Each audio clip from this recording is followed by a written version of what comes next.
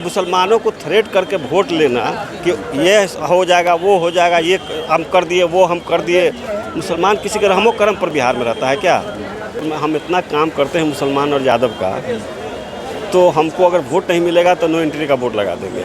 ये आपने कहा कि सीतामढ़ी के लिए बहुत काम किया, क्या अल्पसंख्यक छात्रावास बना दिया, अल्पसंख्यकों के लिए कोई कॉलेज बना दिया, कोई यूनिवर्सिटी बना दिया, क्या किया अल्पसंख्यक समाज के लिए बताइए? कब्रिस्तान की घेराबंदी को आप विकास कहते हैं क्या? क्या विकास हो जाएगा कब्रिस्तान की घेराबंदी से? विकास क्या हो जाएगा? अब बिहार में उर्दू की दूसरी जुबान है, आप बता दीजिए कि कहीं भी बिहार की उर्दू जुबान दिखती है कि दूसरी जुबान है यहाँ की? न कहीं बोर्ड है उर्दू में, न कहीं कुछ है, न कहीं कार्यालय में कहीं लगेगा कि हम अगर कोई आवेदन दे रहे हैं तो वो आवेदन एक्सेप्ट नहीं होता है। यही मुसलमानों के साथ हो रहा है कि इनके राज काल में कितने उर्दू प्राइमरी स्कूल बने, कितने मिडिल स्कूल उर्दू बने, कितने हाई स्कूल बने। क्या मुसलमानों के लिए इसकी ज़रूरत नहीं है क्या कि अपनी तालीम हासिल कर सकें? उर्दू स्कूल का नाम मिटाकर हिंदी रखा जा रहा है। हिंदी लेटर से सरकारी विभाग से जो लेटर जारी होता है उसमें उर्दू स्कूल को हिंदी में जारी किया जा रहा है, उर्दू हटाया जा रहा है। और आपको बताते हैं कि उर्दू स्कूल में हिंदी टीचर को बहाल किया जा रहा है जिनको उर्दू का नॉलेज नहीं है। क्या कहते हैं? हमारी पहचान को ख़त्म करने की बड़ी गहरी साजिश की जा रही है और इसमें सरकार कहीं न कहीं इन्वॉल्व है। पूरी नींव हिल जाएगी जदयू की सीतामढ़ी में। हाँ, सीतामढ़ी में नींव हिल जाएगी। मैं आपके माध्यम से कह रहा हूँ। क्या और भी मुसलमान छोड़ सकते हैं? मुसलमान ही नहीं छोड़ेंगे, आप देख लीजिएगा। सभी समाज के लोग आज सीतामढ़ी टाइम्स की टीम इस वक्त पटना में मौजूद हैं, बापू सभागार में है। आज यहाँ पर जनस्वराज की ओर से राज्य स्तरीय कार्यशाला मतलब मीटिंग की आयोजन की गई थी।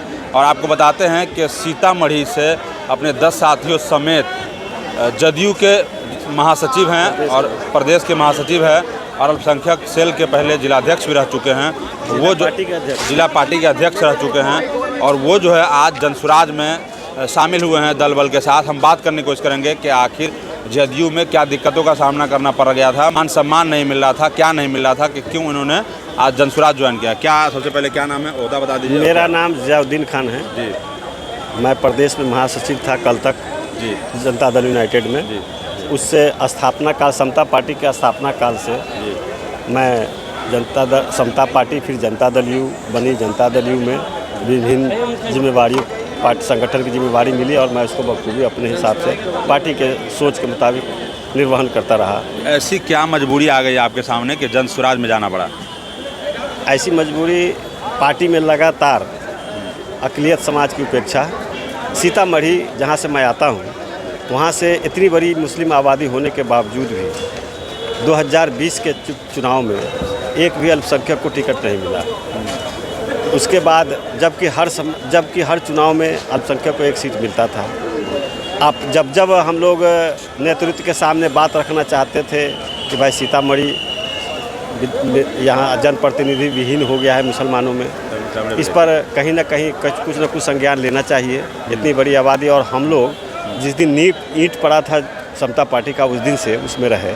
उसके बाद जनता दल यूनाइटेड में जब जितनी जिम्मेवारी मिली उसको बखूबी निभाने का काम किया। दरभंगा के संगठन प्रभारी रहे, मधुबनी के संगठन प्रभारी रहे, गोपालगंज के संगठन प्रभारी रहे, समस्तीपुर में वर्तमान में जिम्मेवारी मिली, वहाँ से पार्टी जीती। लगातार नीतीश जी व्यक्तिगत रूप से जानते हैं, सामाजिक सौहार्द के लिए जो उनका एजेंडा था उस पर मैंने खड़ा उतरा।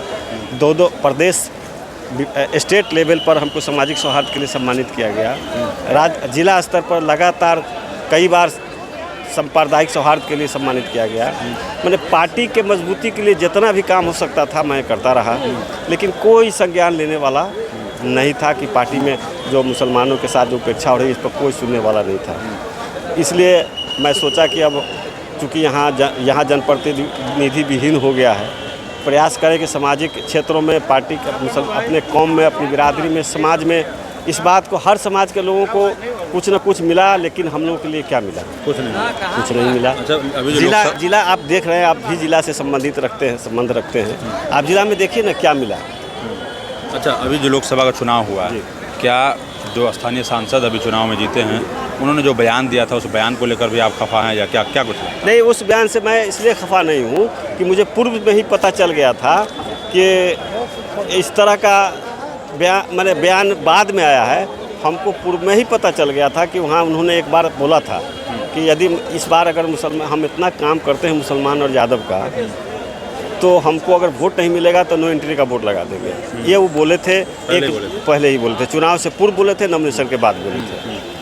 तो हम देखें कि भाई जब मुसलमान और यादव चाहे जो भी समाज के लोग हों, कोई ऐसा नहीं है कि वोट जनता दल यूनाइटेड को नहीं देता। ठीक है, उसका मात्रा कम बेस जरूर रहता है, लेकिन मिलता रहा है। और हम लोगों ने तो अपनी कुर्बानी दी है, तन मन धन तीनों की कुर्बानी दी है। यही तो लोकतंत्र की खूबसूरती है ना, कि अपनी मर्जी से लोग पार्टी को वोट देंगे। आपकी मर्जी से वोट थोड़ी देंगे आपको। बिल्कुल सही बात है, जिसके जहाँ जो हालात होती है उसके हिसाब से अपना उस समाज अपना वोट का निर्धारण करता है। आपने कहा कि सीतामढ़ी के लिए बहुत काम किया, क्या अल्पसंख्यक छात्रावास बना दिया, अल्पसंख्यकों के लिए कोई कॉलेज बना दिया, कोई यूनिवर्सिटी बना दिया, क्या किया अल्पसंख्यक समाज के लिए बताइए। बता देते हैं, जब से बुनियाद मैंने आज तक अल्पसंख्यक छात्रावास की क्या स्थिति है वो आप देखिएगा तब पता चलेगा। बिहार स्तर पर, बिहार में उर्दू की दूसरी ज़ुबान है। आप बता दीजिए कि कहीं भी बिहार की उर्दू ज़ुबान दिखती है कि दूसरी ज़ुबान है यहाँ की? न कहीं बोर्ड है उर्दू में, न कहीं कुछ है, न कहीं कार्यालय में कहीं लगेगा कि हम अगर कोई आवेदन दे रहे हैं तो वो आवेदन एक्सेप्ट नहीं होता है। यही मुसलमानों के साथ हो रहा है कि इस तरह का बात मैं बहुत हर स्तर पर इस बात को उठाता रहा कि हमारा जो वाजिब हक है, सिर्फ कब्रिस्तान की घेराबंदी क्या किसी बिहार में हुआ है? रोड सिर्फ बिहार में बना है? कब्रिस्तान की घेराबंदी को आप विकास कहते हैं? क्या विकास हो जाएगा कब्रिस्तान की घेराबंदी से? विकास क्या हो जाएगा? अब बोल रहे हैं। और लगातार चुनाव में आदरणीय नीतीश कुमार जी लगातार मुसलमानों पर ही थ्रेट करते थे वोट के लिए, और मुसलमानों को थ्रेट करके वोट लेना कि ये हो जाएगा, वो हो जाएगा, ये हम कर दिए, वो हम कर दिए। मुसलमान किसी के रहमो करम पर बिहार में रहता है क्या? क्या लगता है आपको, अब जो आप जन स्वराज में जा रहे हैं, मान सम्मान मिलेगा, विकास होगा मुसलमानों का, या कैसे होगा बताइए? जो अभी आज जो संविधान सभा का जो चयन हुआ है कि संविधान सभा पीठ का गठन किया गया है, उसमें भी मैं एक सदस्य हूँ। निश्चित रूप से वो संविधान बनेगा तो उसमें यह मुसलमानों की जो आबादी है उसके हिसाब से प्रतिनिधित्व कैसे मिले, इस पर निश्चित रूप से हम लोग काम करेंगे। और जन स्वराज में जो अभी जो संवाद और सहमति की जो स्थिति बनी है, या यहाँ जो फैसला हो रहा है सहमति के आधार पर, वो निश्चित रूप से सभी समाज को बराबरी का हक यहाँ मिलेगा। बाकी जो पार्टी के लोग हैं सीतामढ़ी में, क्या उनके द्वारा मुसलमानों, अल्पसंख्यक समाज या गरीब दलित पिछड़ों के लिए क्या कोई बड़ा यूनिवर्सिटी कॉलेज इस तरीका बनाया गया है? क्या लगता है आपको? सब लोग वोट लेकर ठगने का काम कर रहे हैं क्या? आप देख लीजिए, 17 साल लालू जी ठग लिए, उसके बाद ये 20वां अब चलने ही वाला है नीतीश जी का, कुछ पीरियड छोड़ दीजिए। तो आप बताइए ना सीतामढ़ी में क्या मिला मुसलमानों को? इतनी बड़ी आबादी है, बिहार की 5वीं आबादी है मुसलमानों की, क्या मिला यहाँ? फिर भी सियासी लोग कहते हैं मंच पर कि हमने मुसलमानों के लिए बहुत काम किया। क्या किया? आप बता दें, वही बता दें क्या किया, वही बता दें कि मुस्लिम माइनॉरिटी स्कीम जो है उसकी क्या स्थिति है, समीक्षा की है नीतीश जी। मदरसा टीचर कहते हैं हम इतना बढ़ा दिए, क्या सिर्फ बिहार में बढ़ा है? और बिहार में जब बढ़ा, आप बताइए ना कि क्या है अल्पसंख्यक कल्याण हेतु जो पैसा आता है, या केंद्र से हो या राज्य का हो, उसका हिस्सा, वाजिब हिस्सा मिला मुसलमानों को? कि आज फाइल में दबा हुआ है पैसा? कितने स्कीम मुसलमानों के लिए जो खास चलाए गए, उसकी समीक्षा अगर नीतीश जी कर लेंगे ईमानदारी से, तो उनको बुझा जाएगा कि क्या स्थिति है, मैंने क्या किया है। यह ऐसा नहीं है, मुसलमान समझ नहीं रहा, सो बात नहीं है, सारे बातों को समझ रहा है। विकल्प नहीं था, विकल्प जन स्वराज आ गया है। इसमें सभी समाज को प्रतिनिधित्व मिलेगा। और हम तो कह रहे हैं, आपके माध्यम से कह रहे हैं कि वो सिर्फ समीक्षा कर ले कि क्या किया। माने मुसलमानों का जो वेलफेयर स्कीम है उसकी क्या स्थिति है अद्यतन, वो खुद समीक्षा कर ले, इससे उनको ही पता चल जाएगा जो मैं बोल रहा हूँ या झूठ बोल रहा हूँ या सच बोल रहा हूँ।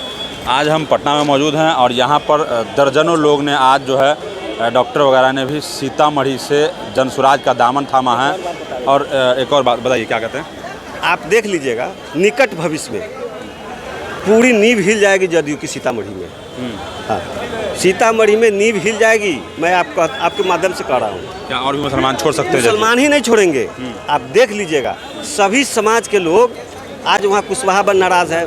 आदरणीय माननीय सांसद, नवनिर्वाचित सांसद के बयान से जो वहाँ अंदर में जो तूफान बचा हुआ है, हमको नहीं लगता है कि ये तूफान थमने वाला है। और लाख कुछ कर ले, किसी को कुछ कर दे, लेकिन ये तूफान। सार्वजनिक मंच से बयान देना कहीं से उचित नहीं है। कहीं भाजपा के जो कट्टर नेता गिरिराज सिंह, उन्होंने भी नहीं कहा कभी मंच से कि मैं मुसलमानों का काम नहीं करूंगा, मैं दलित का काम नहीं करूंगा। ये तो गैर संवैधानिक शब्द, और इस पर आज तक नीतीश जी का एक बयान नहीं है।